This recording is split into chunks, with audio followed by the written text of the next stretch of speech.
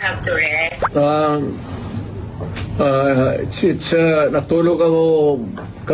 Natulog kami buong araw, ma'am.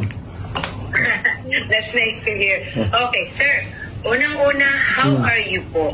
Talagang ang daming gusto magtanong, kumusta po si President Duterte? Sa awa ng Diyos, okay ako. Wala nga. Okay, sir. Hindi na po ako magpapaligoy-ligoy pa, sir. Nitong weekend, lalo na kahapon, ang dami hong nagulantang at nagpanik dahil dun sa balita. Ano po ba talaga ang nakarating sa inyo, sir? Meron daw po ba kayo talagang warrant of arrest? Ano po? Alam mo, ma'am, what is circulating in the city of Manila, it's almost the same that's being bruited around dito because of the, communications. Very easy. As a matter of fact, it's almost instant. Ilang segundo lang. So, ang masasabi ko, ma'am, is though I do not claim ignorance about the moves before and long before and after a few months of respite, nandiyan na naman yung issue. So I guess this mga ano na ito issues, I would call them, would hound me until the dying days of my life. Okay, so ano to, sir? So they won't really stop. Again? So talagang hindi sila titigil, sir? No, as I remain, mainly if I remain to be a politician all the year round. But it might simmer a little bit down the line. Siguro pag hindi na masyado ako active. But for as long as I am there in the political arena of the Republic of the Philippines, I would be a constant, not really issue, but a good copy for whatever I say or whatever I do, and what happened yesterday and what will happen tomorrow. All right. Ganon kayo. Sir, okay, sir, does this bother you, sir? Itong mga naglutangang information na meron ng warrant sa inyo, warrant of arrest? Alam mo, ma'am, sa totoo lang, I have been in politics for almost nearly 30 years. Been mayor and lahat na klaseng issue. Firstly as vice mayor, then congressman, then as president. Hindi ko naman sinasabi minamaliit ko. Pagyayabang yan eh. But it's almost an day in, day out, month long, year after year. It's has become an irritation, really. Especially if patanda ka na and you still have to deal with the same questions and issues until now. Pero I take it as part of my political life.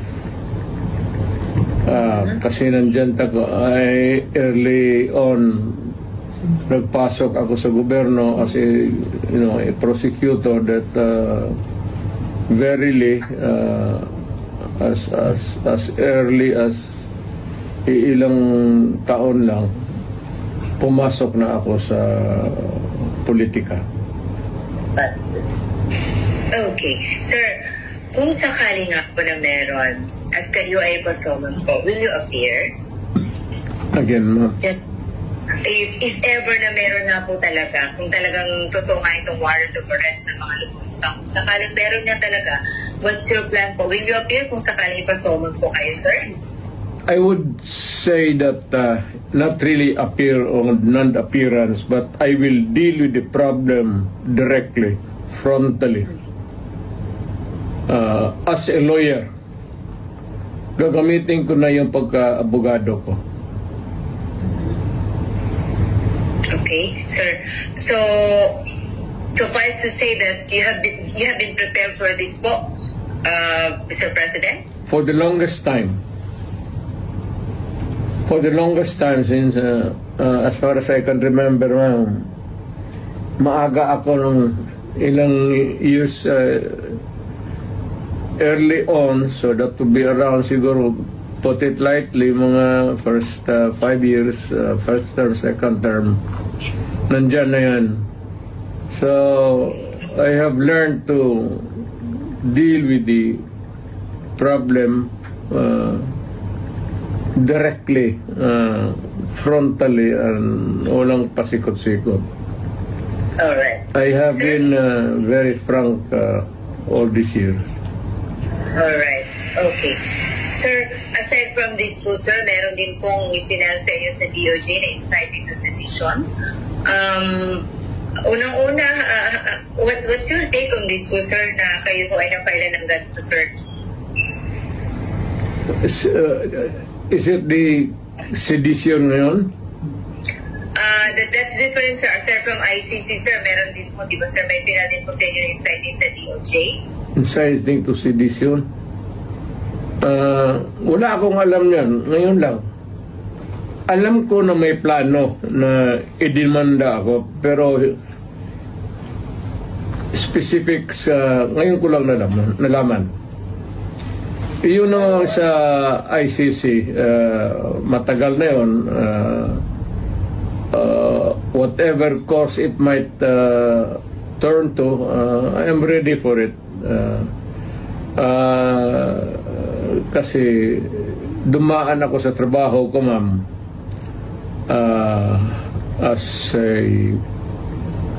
an appointed elected official of the Republic. I do not there no excuses to give. I offer no apology. I did what I did because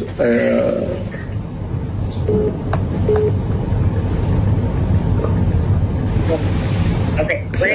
To continue, I said I did what I had to do kasi trabaho ko at ginawa ko. Whether or not it would run me down or push me up, it's too early on it for history to make the accurate count. Wala ako. I do not want to judge myself, except that I answer the problem, the questions, whenever it crops up. Alright. Okay. Sir, amidst all these, issues about your, the arrest warrant po ng ICC, pinag-uusapan din po ngayon, syempre, yung impeachment po ni VP. Is it true that are you really going to join his defense panel, Mr. President? In her, rather, defense counsel po. In her defense team. Yes. You still join, sir? Pero Yes. you want the defense, the lead counsel anymore, sir? Well, I will deal with the multiple problems as they come along, and there will be a lot of them. But the basic issues remain the same. Alright. Sir, nakapag-usap na po kayo ni VP? She was beside me a few minutes ago, after dinner. Alright, it's good to hear you have dinner together. Sir, ano pong pinayo niyo sa kanya, sir? If there's any po. Na pag nawala ako sa political scene, either natanggal ako o namatay ako or whatever, for any reason, sabi ko sa kanya, hiningi ko na sa Pilipinas na tulungan ka pagdating ng panahon mo. At tumakbo ka ng presidente. At continue. Hindi ko hinarang yan, ma'am. Ngayon na lang. Of late. Because I think I'm pretty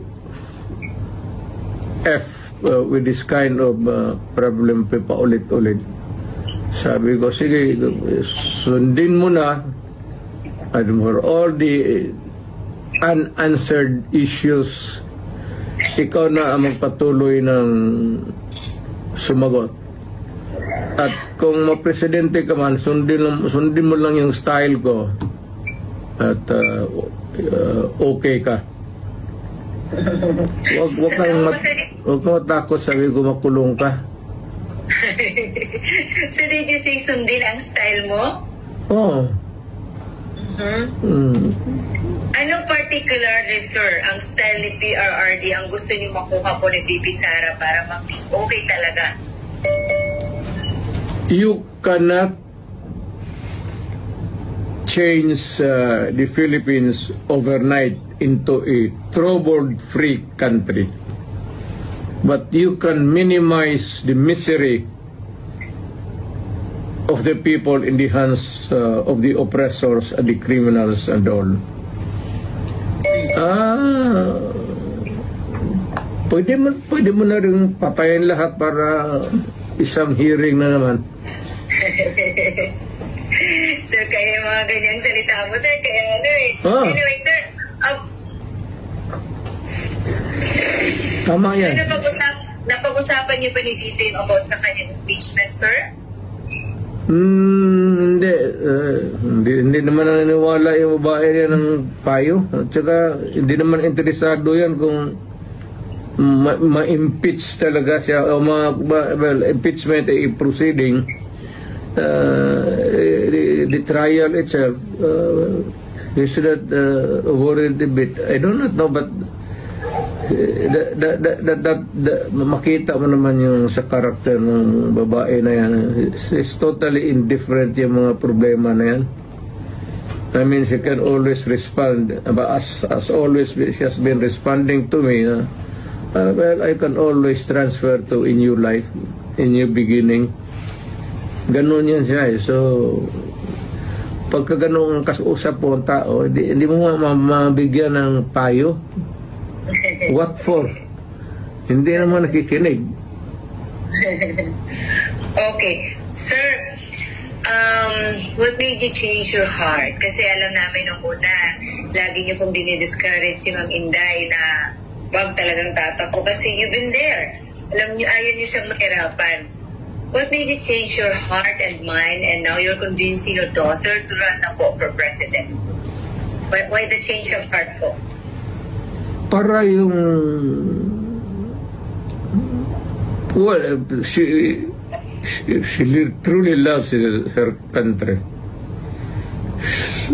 Dapat gawin niyang gawin. At this time, at this point in time, when paalis na ako at patanda na, at maybe sooner than expected, I will make my exit as a politician. And then how did she respond, or what was her reply po to you, sir? I think si Inday has become a political animal. Kasi lolo niya for the longest time, governor of Davao Province yung isa pa. Parang pumasok na sa subconscious level niya yung politika.